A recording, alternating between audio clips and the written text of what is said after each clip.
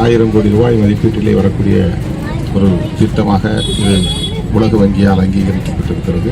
ஆகவே இது குறித்து ஏதாவது முடிவெடுக்க வேண்டுமானால் முதலமைச்சரிடம் தான் நாம் இதை முறையிட முடியும். அமைச்சர் அளவிலோ அதிகாரிகள் அளவிலோ எந்த முடிவையும் எடுக்க முடியும். கோளடி திட்டத்தில் முடிவெடுப்பது முதலமைச்சரின் கையில் தான் உள்ளது. அதிகாரிகள்கிட்ட மனு கொடுத்திருக்கிறோம், போராட்டத்தில் எல்லாமே எதிர்ப்பு தெரிவிச்சிருக்கிறீங்க.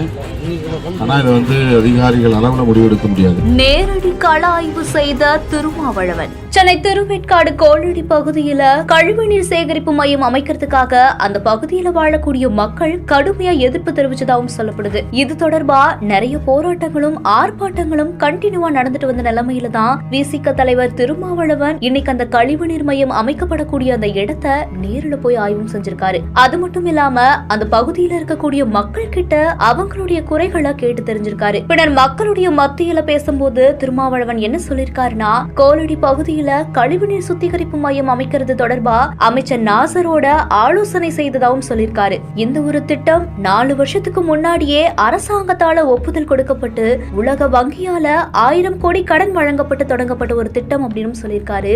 எனக்கு இந்த திட்டத்தை அதிகாரியாலேயோ அமைச்சராலேயோ தடுக்க முடியாது. முதலமைச்சர் மட்டும்தான் இந்த திட்டத்தை நிறுத்தவோ இல்லாட்டி வேற இடத்துக்கு மாற்றவோ முடியும். அதனால முதலமைச்சர் மு.க. ஸ்டாலின் அவரை ஓரிரு நாட்களுக்குள்ள நேரில் போய் சந்திச்சு இந்த பிரச்சனையை பத்தி பேசுறதாவும் இந்த திட்டத்தை ஏரிக்கரை அல்லது வேற ஏதாவது பகுதிக்கு மாற்று நடவடிக்கை எடுக்கப்படும் அப்படின்னு தெரிவிச்சிருக்காரு. இந்த செய்தி குறித்த உங்களுடைய கருத்துக்களை கீழே கமெண்ட்ஸ்ல சொல்லுங்க. மேலும் செய்திகளுக்கு நம்ம பிஹைண்ட் விட்ஸை ஃபாலோ பண்ணிக்கோங்க. திருச்சி, கரூர் ஆகிய மாவட்டங்களில் இருந்தன. அங்கே சென்று பிறகுதான் இன்றைக்கு வருகிற ஒரு சூழல் அமைந்தது. இந்த பிரச்சனை குறித்து இந்த பகுதியை சார்ந்த நம்முடைய அமைச்சர் நாசர் அவரிடத்திலே நான் பேசியிருக்கிறேன். அவர் சில விவரங்களை சொல்லியிருக்கிறார். ஏறத்தாழ 4-5 ஆண்டுகளுக்கு முன்பே இந்த திட்டம் ஏற்கப்பட்டு அரசு அதற்கான வேலைகளை செய்திருக்கிறது, கருத்து கணிப்பு கூட்டங்களை நடத்தியிருக்கிறது என்ற தகவல்களை எல்லாம் சொன்னார். 1000 கோடி ரூபாய் மதிப்பீட்டிலே வரக்கூடிய ஒரு திட்டமாக இது உலக வங்கியால் அங்கீகரிக்கப்பட்டிருக்கிறது.